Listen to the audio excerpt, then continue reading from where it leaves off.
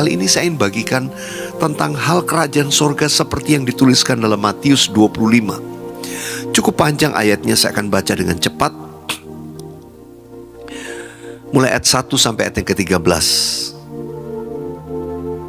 Pada waktu itu hal kerajaan sorga seumpama 10 gadis yang mengambil pelitanya dan pergi menyongsong mempelai laki-laki. 5 diantaranya bodoh dan 5 bijaksana. Gadis-gadis yang bodoh itu membawa pelitanya tetapi tidak membawa minyak. Sedangkan gadis-gadis yang bijaksana itu membawa pelitanya dan juga minyak dalam buli-buli mereka. Tetapi karena mempelai itu lama tidak datang-datang juga, mengantuklah mereka semua lalu tertidur. Waktu tengah malam terdengarlah suara orang berseru, "Mempelai datang, songsonglah dia." Gadis-gadis itu pun bangun semuanya lalu membereskan pelita mereka. Gadis-gadis yang bodoh berkata kepada gadis-gadis yang bijaksana, "Berikanlah kami sedikit dari minyakmu itu, sebab pelita kami hampir padam." Tetapi jawab gadis-gadis yang bijaksana itu, "Tidak, nanti tidak cukup untuk kami dan untuk kamu. Lebih baik kamu pergi kepada penjual minyak dan beli di situ."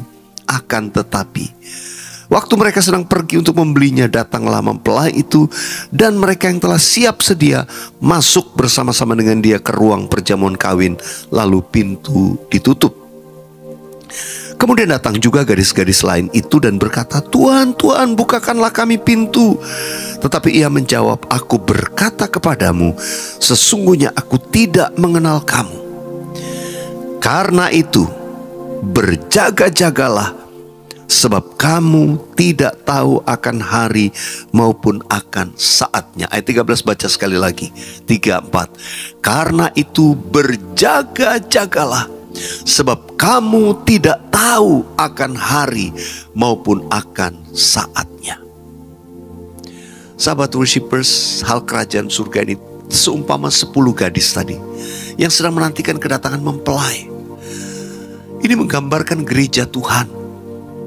Kita adalah gereja Tuhan yang akan menyongsong kedatangan mempelai pria. Hal kerajaan surga menggambarkan tentang preparation kita sebagai warga kerajaan Allah. Seharusnya seperti apa? Kita harus seperti 5 gadis yang bijaksana tadi.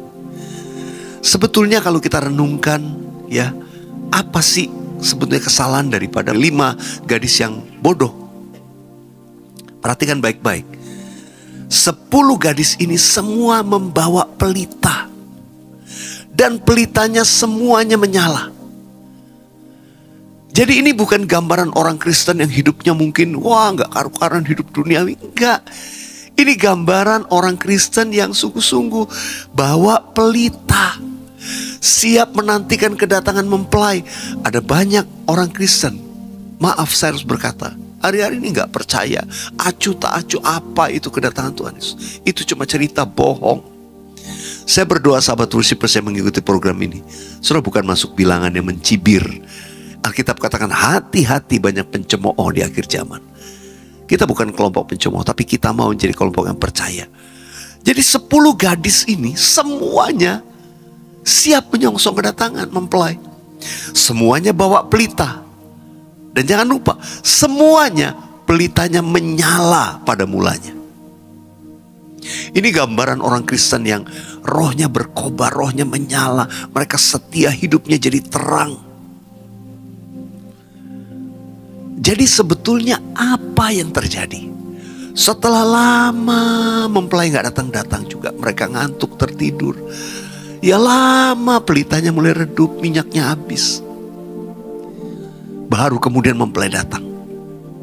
Kalau boleh saya gambarkan, satu kata yang menjadi perbedaan antara yang bodoh dan yang bijaksana, itu ada di ayat yang terakhir tadi, ayat 13 yang kita baca, yaitu berjaga-jaga. Firman Tuhan berkata, berjaga-jagalah, sebab kamu tidak tahu kapan waktunya. 5 gadis bodoh ini bawa pelita, pelitanya nyala, tapi tidak berjaga-jaga. Lama-lama pelitanya hampir padam, tidak punya persediaan minyak. Tapi 5 gadis yang bijaksana, pelitanya terus menyala. Ada persediaan minyak, ketika hampir padam ditambahkan minyak.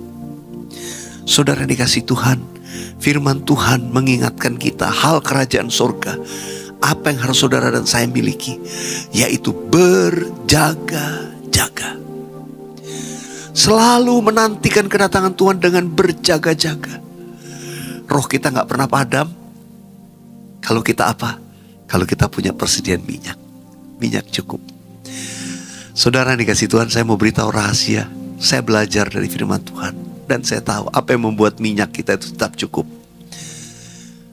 Keep on worshiping. Tetap menyembah Tuhan. Percayalah. Orang yang suka menyembah, suka di hadirat Tuhan, dia itu seperti mendapatkan terus persediaan minyak di dalam hidupnya. Rohnya gak jadi padam. Pelitanya gak jadi padam. Keep on worshiping. Saudara dikasih Tuhan, kita diingatkan lagi. Ayo, ini bukan sekedar slogan, tapi ini adalah kunci untuk menyongsong kedatangan mempelai. Kita adalah umat yang menyembah. Saya selalu menyapa saudara sahabat worshiper. Kita adalah umat yang menyembah. Karena itu tetap kita menyembah. Kita mau hidup menurut kehendaknya Tuhan. Menurut kehendaknya Tuhan, apa yang kita bisa lakukan? Lakukan. Percayalah, kalau kita lakukan kehendak Tuhan, minyak itu gak akan pernah habis.